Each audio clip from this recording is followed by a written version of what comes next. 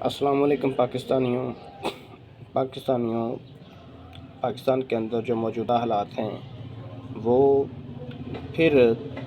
ایک تشویشناک حالات کی طرف جا سکتے ہیں، کیونکہ کل جو نو منتخب وزیر اعلیٰ KPK ہیں علی معین گنڈاپور، ان کی عمران خان سے ملاقات ہوئی ہے جیل میں، جس میں بات چیت ہوئی ہے کہ KPK میں کون کون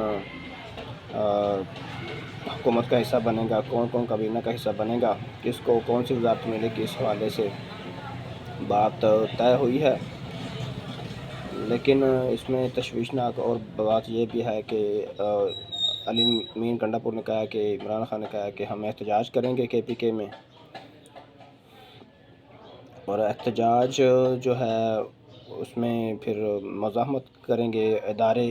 کل کور کمانڈر میٹنگ ہوئی ہے، کور کمانڈر میٹنگ میں یہ بات کہی گئی ہے کہ 9 مئی کے جو لوگ ہیں، جن پر 9 مئی کے کیسز ہیں، جو 9 مئی میں لوگ ملوث ہیں،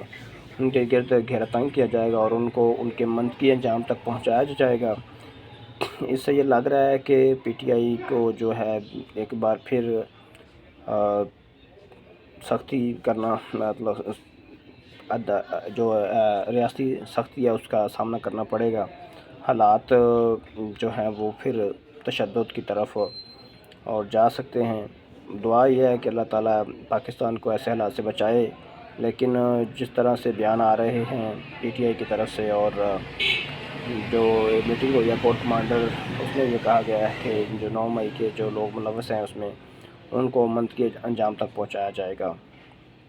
میری دعا ہے اور میری یہ التجا ہے تمام پاکستانیوں سے کہ دعا کریں کہ پاکستان کو اللہ تعالیٰ